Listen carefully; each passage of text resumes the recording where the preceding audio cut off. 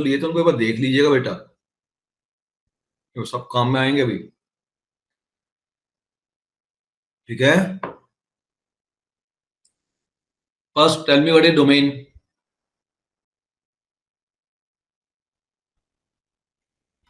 Domain के लिए क्या होना चाहिए? डिनोमिनेटर 0। भाई ये तो ऊपर का डोमेन क्या है, न्यूमरेटर का डोमेन क्या है? अगर मैं कहूं न्यूमरेटर तो x है, इसका डोमेन क्या है? Real number. डिनोमिनेटर का डोमेन क्या है? डिनोमिनेटर कौन है? डिनोमिनेटर कौन है बोलो? 1 प्लस ग्रेटेस्ट इंटीजर। 1 का डोमेन क्या है? Real number. ग्रेटेस्ट इंटीजर का डोमेन क्या है? Real number. इसका इंटरसेक्शन तो डिनोमिनेटर का डोमेन रियल नंबर। लेकिन डिनोमिनेटर 0 नहीं होना चाहिए। अब डिनोमिनेटर को 0 रख दो, इसका मतलब क्या हुआ? 1 plus greatest integer x is equal to 0। So greatest integer x is equal to -1। अब ग्रेटेस्ट इंटीजर x -1 किस x की वैल्यू के लिए होता है, ध्यान रख लो। तो बहुत क्लियर है सभी को, या बच्चा बच्चा जानता है, जब x की वैल्यू -1 से 0 के बीच में।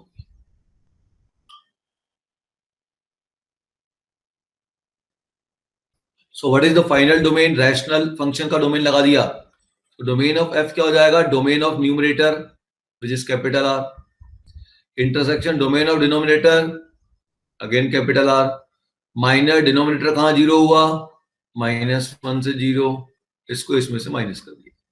तो final domain is all real number except -1 to 0, तो 0 ओपन में आएगा। अब कोई बोले साहब इसका रेंज निकाल लो, तो रेंज निकाल लो तो गड़बड़ हो जाएगा। अब जैसे ही ग्रेटेस्ट इंटीजर आएगा, ठीक है ना, क्योंकि तो यहां पे नीचे ग्रेटेस्ट इंटीजर आ रहा है, तो इसको अपन एक साथ पूरी वैल्यू तो दे नहीं सकते। ये छोटे छोटे टुकड़ों में वैल्यू लेगा, पार्ट पार्ट में वैल्यू लेगा। क्या पार्ट पार्ट में वैल्यू लेगा? 2 इंटीजर के पार्ट में वैल्यू लेगा। मतलब 1 से 2 पे अलग वैल्यू लेगा, 2 से अलग वैल्यू लेगा। तो अब इस क्वेश्चन का जब हम ग्राफ बनाना चाहते हैं, तो ग्राफ बनाने के लिए अपने को इसको पार्ट पार्ट वाइज हमको ग्राफ बनाना पड़ेगा, क्योंकि ग्रेटेस्ट इंटीजर पूरा 1 से 10 तक वैल्यू नहीं लेगा। 1 से 2 लेगा, 2 से 3 लेगा, 3 से 4 लेगा। समझ गए? क्लियर? तो अब आप इसका जब ग्राफ बनाने बैठेंगे तो आपको केस बनाने पड़ेंगे, डेफिनेशन बनानी पड़ेगी। क्या डेफिनेशन बनाओगे? मैं डेफिनेशन बना देता हूं और नीचे बना देंगे। चलो ऊपर से आते हैं। जब x की वैल्यू मान लो -c से 2 के बीच, -2 के बीच में, भाई ग्रेटेस्ट इंटीजर x आ गया ना, तो ये तो 2 इंटीजर के बीच में वैल्यू लेगा, तो आप 2 इंटीजर के बीच में वैल्यू रखते जाओ। जब x की वैल्यू -c से -2 के बीच में, तो ग्रेटेस्ट इंटीजर की वैल्यू क्या होगी? जल्दी बोलो। अरे ग्रेटेस्ट इंटीजर x की वैल्यू क्या होगी? -c होगी, -c होगी ना, तो हो जाएगा x अपॉन 1 - 3, तो -x अपॉन 2। जब x की वैल्यू -2 से -1 के बीच में होगी, तो यहां क्या वैल्यू हो जाएगी? x तो वेरिएबल है, तो x को थोड़ी रिप्लेस करेंगे, ग्रेटेस्ट इंटीजर को रिप्लेस करेंगे, तो 1 - 2 हो जाएगी -x। जब x की वैल्यू -1 से 0 के बीच में होगी, तो -1 से 0 के बीच में तो हो ही नहीं सकती x की वैल्यू। ध्यान दीजिए, जब x की वैल्यू -1 से 0 के बीच में होगी, तो उसमें 0 बन जाएगा, तो फंक्शन नॉट डिफाइंड है। -1 से 0 के बीच में फंक्शन नॉट डिफाइंड है माय डियर। मतलब ये पूरा का पूरा ये जो पार्ट है, ठीक है ना, ये तो डिसकंटिन्यूटी हो ही गया। जब x की वैल्यू 0 से 1 के बीच में होगी, तो 0 से 1 पे ग्रेटेस्ट इंटीजर 0 हो जाएगा, तो फंक्शन हो जाएगा x, डबल कर दिया। जब x की वैल्यू 1 से 2 के बीच में होगी, तो ये हो जाएगा x/2। जब x की वैल्यू 2 से 3 के बीच में होगी, तो ग्रेटेस्ट इंटीजर बन जाएगा 2, तो हो जाएगा x/3। एक और लिख देता हूं, जब x की वैल्यू 3 से 4 के बीच में होगी, ये हो जाएगा x/4, ऐसे बढ़ती जाएगी ऊपर ये और कम होती जाएगी। ये इसकी डेफिनेशन बनी। भाई ग्रेटेस्ट इंटीजर जब भी आ जाएगा वो पूरी वैल्यू तो ले ही नहीं सकता है, भले नाम ग्रेटेस्ट इंटीजर है, वैल्यू छोटी छोटी लेगा, दो इंटीजर के बीच में लेगा, है ना, नाम से क्या दिक्कत है, लेकिन ये जो वैल्यू ले सकता है वो छोटे छोटे ही लेगा, ज्यादा वैल्यू ले नहीं सकता ये। ठीक है, समझ में आ गया। अब देखो क्या होगा, बनाओ ग्राफ। अब चलिए अब ग्राफ बनाना चालू होते हैं। x की वैल्यू 0 से 1, तो x की वैल्यू जब 0 से 1 के बीच में होगी तो ग्राफ बनेगा y = x। 0 पे ग्राफ रहेगा बोल्ड, 1 पे ग्राफ नहीं रहेगा, खाली 1 तक जाएगा। जब x की वैल्यू 1 से 2, x की वैल्यू 1 से 2, तो ग्राफ बनेगा x/2। तो अब स्लोप और कम हो गया इसका, इसका स्लोप क्या था x/1, मतलब 1 स्लोप था, अब स्लोप है 1/2, तो स्लोप छोटा हो गया ना, एंगल और कम हो गया, मतलब ग्राफ और ऐसा इधर थोड़ा फ्लैट होगा। अच्छा अब देखो 1 पे वैल्यू क्या देगा, जब 1 रखूंगा तो वैल्यू देगा 1/2, वे चालू होगा 1/2 से। ध्यान से देखना ग्राफ कैसे बन रहा है, ये चालू कहां से होगा, x की जगह 1 लूंगा तो क्या होगा 1/2, तो जब 2 लूंगा तो ग्राफ बनेगा 1 तक, तो यहां से लेके 1 तक चलेगा। 2 पे कितना बन रहा है, 1 ही बन रहा है, लेकिन 2 पे ग्राफ डिफाइन नहीं होगा। ठीक, अब 2 से 3 पे आ जाओ। 2 से 3, जब x की वैल्यू 2 लूंगा तो 2/3, वैल्यू 2/3, तो 2/3 तो मेरे ख्याल से 1/2 से छोटी होगी ज्यादा होगी, 2/3 ज्यादा होगी थोड़ी सी, थोड़ी सी ज्यादा वैल्यू होगी, लेकिन स्लोप इसका और कम हो जाएगा 1/3, और 3 पे 3/3 1 हो जाएगा, तो फिर ये आपका 1 तक ही जाकर रुक जाएगा, सब 1 तक जाकर रुक जा रहे हैं, लेकिन स्लोप इसके और कम होते जा रहे हैं।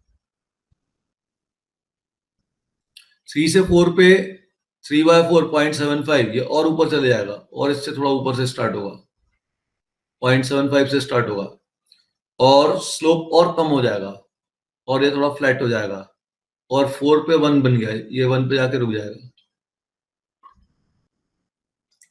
मतलब ये 1 से ऊपर जा ही नहीं रहा है, ये हो गया 1, ये इसकी 1 की बाउंड्री लिमिट बन गई है।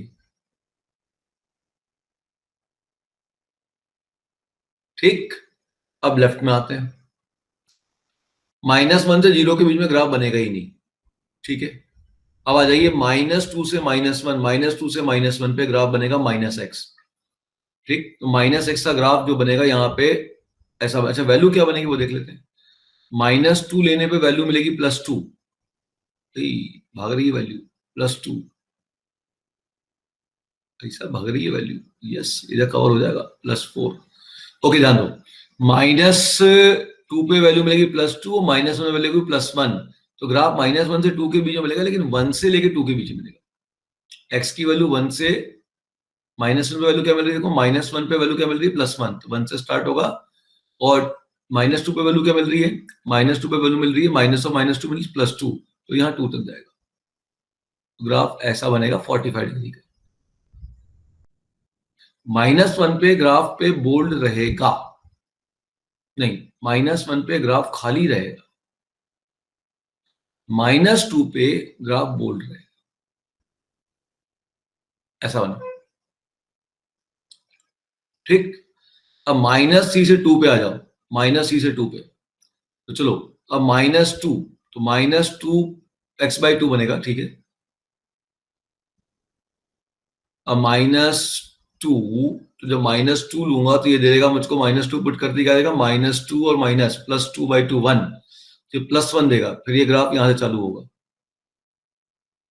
-2 इंक्लूडेड नहीं है बोला लगेगा, -3 पे जाऊंगा तो माइनस प्लस 3/2, 3/2 मतलब 1.5, तो 2 से अब कम होगा, कम होगा, ये थोड़ा कम होगा, यहाँ बोल्ड रहेगा, यहाँ बोल्ड रहेगा, ये 3/2 तक जाएगा, मतलब 1.5 तक जाएगा, और ये और स्टिफनेस हो जाएगी, फिर यहाँ पे देख लो यार, एक आध और देखो, अब तब समझ में आएगा। ये तो मामला थोड़ा सा गड़बड़ जा रहा है।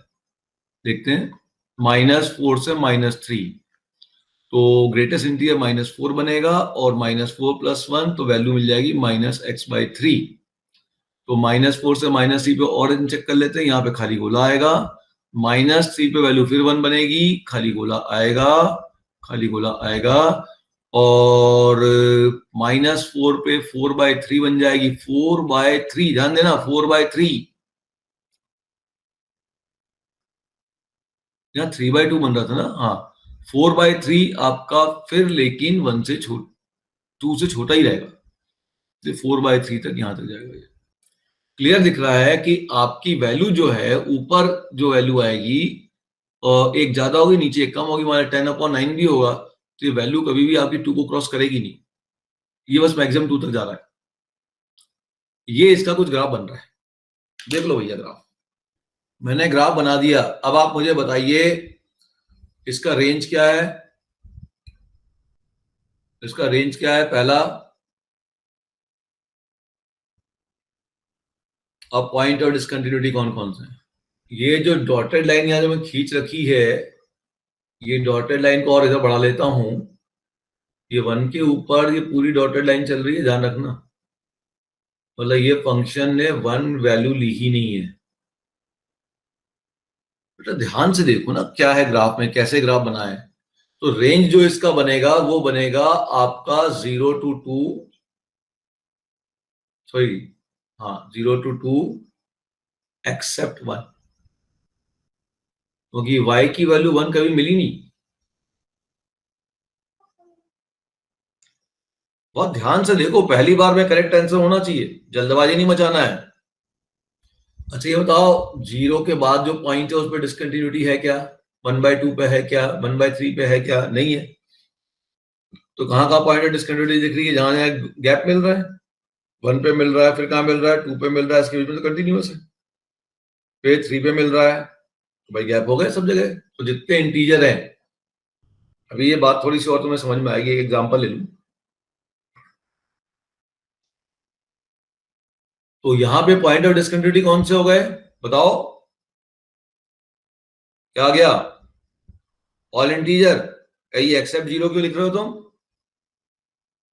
ऑल इंटीजर आएगा ना, सभी इंटीजर पे डिसकंटिन्यूअस है ना, तो भी लिखते रहते हैं ऑल इंटीजर। भाई मेरे 0 की राइट हैंड लिमिट बता, चलो बताओ बेटा, एट x इक्वल टू 0 क्या होगा, बोलो 0 की राइट हैंड लिमिट, बोलो 0, 0 की वैल्यू बोलो 0, 0 की लेफ्ट हैंड लिमिट बोलो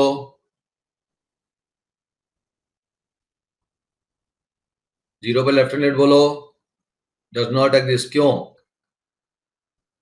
क्यों, रीजन बताओ, ड्यू टू ग्राफ या ड्यू टू डेफिनेशन। तो राइट हैंड लिमिट और वैल्यू इक्वल है, लेकिन लेफ्ट हैंड लिमिट डेफिनेशन के कारण नहीं मिलती है, ग्राफ के कारण नहीं मिलती है, इसका तो फंक्शन कंटिन्यूअस हो गया।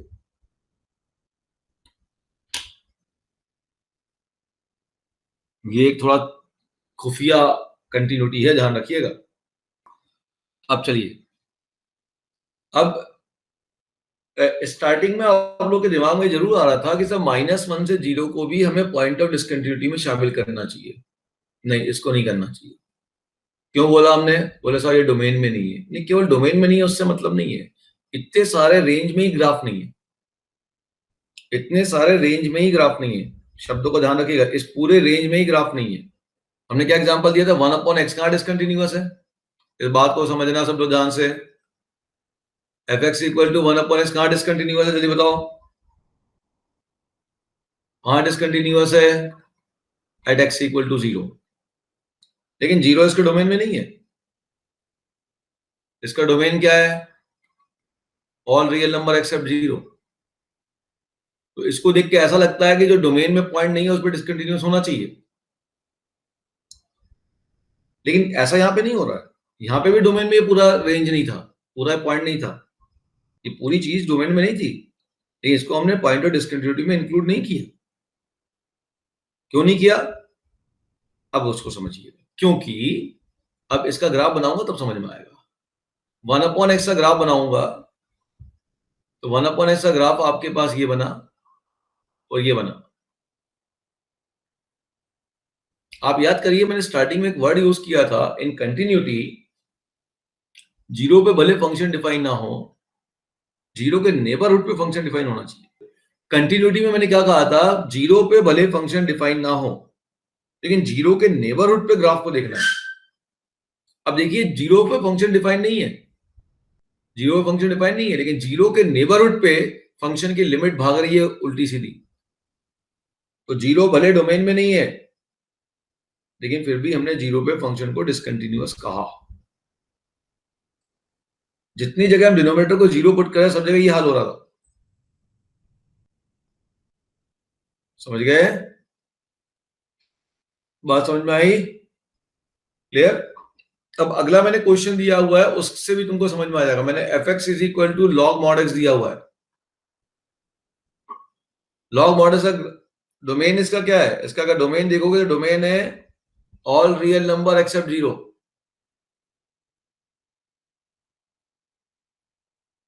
लेकिन आप ये नहीं बोलोगे डोमेन में जीरो नहीं है इसलिए जीरो पॉइंट ऑफ डिसकंटिन्यूटी होगा, नहीं, ये नहीं बोलोगे आप। इसके डोमेन में तो कंटिन्यूअस है, डोमेन में जीरो है ही नहीं, अपने डोमेन में कंटिन्यूअस ही है। लेकिन जीरो पॉइंट ऑफ डिसकंटिन्यूटी क्यों है, लॉग मॉड का ग्राफ बनाइए तो ग्राफ बताएगा आपको क्यों है। क्या होता है लॉग मॉड का ग्राफ, बनाया आप लोगों ने? ऐसा ग्राफ बनेगा लॉग एक्स का, y equal to log x का ग्राफ बन गया, ln x का ग्राफ बन गया, और फिर minus of ln x, mod x को हटाओगे तो प्लस एक्स और माइनस एक्स दोनों आएगा। तो इसी ग्राफ का इमेज लोगे,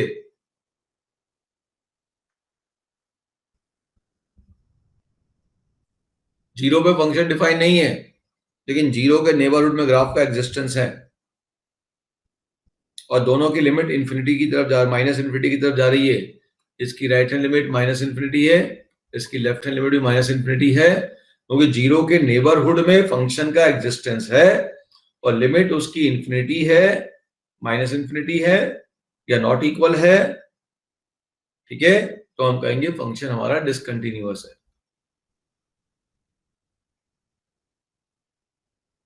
यहां पे भी लिमिट आपके पास राइट थी प्लस इंफिनिटी, इंफिनिटी होना कोई जरूरी नहीं है, ध्यान रखना, लेफ्ट थी माइनस इंफिनिटी, ठीक है, डिसकंटिन्यूअस है। क्या इंपॉर्टेंट है, जिस पॉइंट पे आप डिसकंटिन्यूटी की डिसीजन ले रहे हो उस पॉइंट के नेबरहुड में ग्राफ होना चाहिए, तो आप डिसकंटिन्यूटी कहोगे। याद करो, अभी मैंने आज ही एक क्वेश्चन में ऐसा ग्राफ दिया था, अगर आप ध्यान से देखो, एक ग्राफ यहां बना था, एक ग्राफ यहां इधर भागा था, एक ग्राफ यहां इधर भागा था, कुछ ऐसा अभी ग्राफ बनाया था, एक 1 पे, 0 पे और -1 पे। मैंने कहा था 0 पे कंटिन्यूअस है, क्यों, तो इसके नेबरहुड में ग्राफ ही नहीं है। जीरो के नेबरहुड मतलब बिल्कुल बगल में 0.001 पे, -0.001 पे, वहां पे ग्राफ ही नहीं है। तो क्या देखूंगा, केवल वैल्यू देखूंगा, इसको मैं कह दूंगा सिंगल पॉइंट कंटिन्यूटी। इतने गैप के बाद है भाई ग्राफ। फाइनल बात समझ में आई। तो अल्टीमेट डिसीजन यहां पर ग्राफ देगा आपको, अगर कहीं भी कंफ्यूजन है तो। इसलिए बच्चों, ग्राफ को एक बार जल्दी से फटाफट, स्पेशली ग्रेटेस्ट इंटीजर और फ्रैक्शनल पार्ट वाले ग्राफ को, सिग्नम वाले ग्राफ को फटाफट एक बार देख लेना, ठीक है। मेरा कॉन्सेप्ट सबको क्लियर हो गया? चलिए अब ये एग्जांपल लगाइए। अभी लॉग मॉड एक्स दिया था, मैंने कह दिया 1/log mod x। इसका ग्राफ भी बनाना है, पॉइंट ऑफ डिस्कंटिन्यूटी भी बतानी है।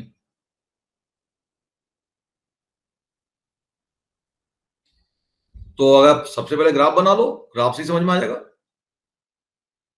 fx है 1/log mod x। अच्छा, ये ग्राफ है, ये तो मैं 1/log mod x का पूछ रहा हूं। और लॉग मॉडल का ग्राफ तो मुझे मालूम है, आपको याद आ रहा है हमने बताया था रेसिप्रोकल का ग्राफ बनाना। अगर एफ मालूम है तो 1/f का ग्राफ बनाना। क्या किया था मुझे बताएगा? अगर डिनोमिनेटर का ग्राफ मालूम है तो 1 डिनोमिनेटर का ग्राफ कैसे बनेगा? भूल गया बेटा, यही प्रॉब्लम है, यही समस्या है। वीडियो डली हुई है, रिवीजन कर लीजिएगा, फास्ट ही कर लीजिएगा लेकिन कर लीजिएगा। लॉग मॉडल का ग्राफ बनाइए, ये कहां कट करेगा? 1,0 पे, -1,0 पे। अगर आपको डिनोमिनेटर का ग्राफ मालूम है तो 1 डिनोमिनेटर का ग्राफ बनाने का तरीका ये था कि जहां पर एक्स एक्सिस को कट किया वहां पे क्या करूं, जल्दी बोलो, वहां पे एक वर्टिकल लाइन खींचो। मतलब यहाँ पे अरे यार ये 0 बन रहा है, तो जिस पॉइंट पे ये 0 बन रहा है log x 1/0 तो इन्फिनिटी बन जाएगा ना। अब यहाँ पे देखो कि जहां पे ये इंक्रीज हो रहा है, अगर डिनोमिनेटर इंक्रीज हो रहा है तो 1 क्या होगा? अरे मान लो 3 था, फिर 10 हो गया, तो डिनोमिनेटर तो बढ़ रहा है, लेकिन 1/3 1/10 क्या हो रहा है? कम हो रहा है। तो जहां ग्राफ इंक्रीज हो रहा है वहां ये डिक्रीज हो जाएगा, तो ग्राफ ऐसा बन जाएगा। देख लेना इन्फिनिटी पे क्या होगा, जब x की वैल्यू इन्फिनिटी की तरफ जाएगी तो log इन्फिनिटी होता है इन्फिनिटी, 1/∞ हो जाएगा 0। जब x की वैल्यू 1 के पास आएगी तो log 1 की वैल्यू होती है 0, तो 1/0 हो जाएगा इन्फिनिटी। और आप जानते हो कि यहाँ पे अगर इधर गया तो यहाँ पे इधर जाएगा, अगर ऑड बार रिपीट हुआ है तो यहाँ ग्राफ अब नीचे जाएगा। अच्छा एक और चीज ध्यान दो कि x की वैल्यू 0 लेने पे क्या होगा? x की वैल्यू 0 लेने पे, x की वैल्यू 0 लेने पे log 0 बन जाएगा -∞, और 1/-∞ बन जाएगा 0। अच्छा 0 इसके डोमेन में आएगा क्या? 0 को पे बोल्ड रखूं कि खाली गोला बनाऊं? तो यहाँ ग्राफ ऐसे बन जाएगा, इवन ग्राफ है, देखो ध्यान से, इवन फंक्शन है।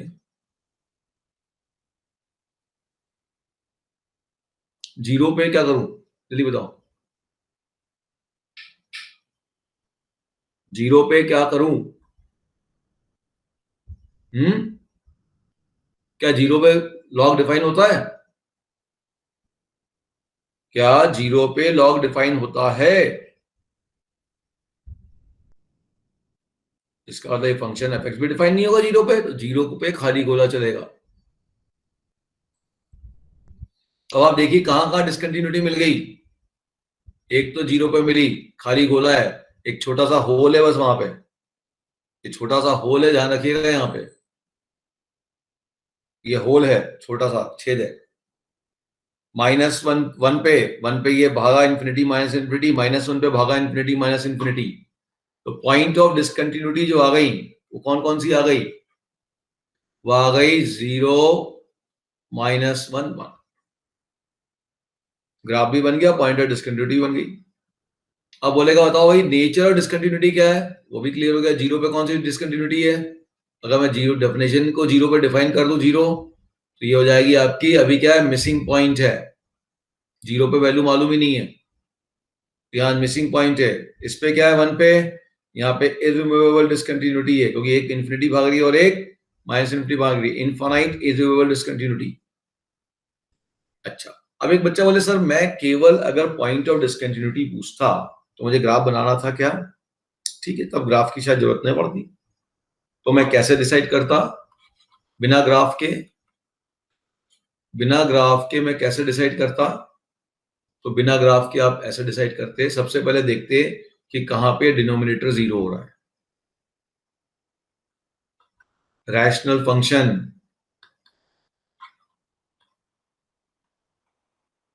ठीक है, ln mod x कहां कहां 0 हो रहा है, तो क्लियर हो गया। mod x हो जाएगा e⁻0 लॉग को हटाने पर, तो mod x हो जाएगा 1, तो x हो जाएगा ±1। ठीक, ये हो गया कि ln आपका 0 हुआ।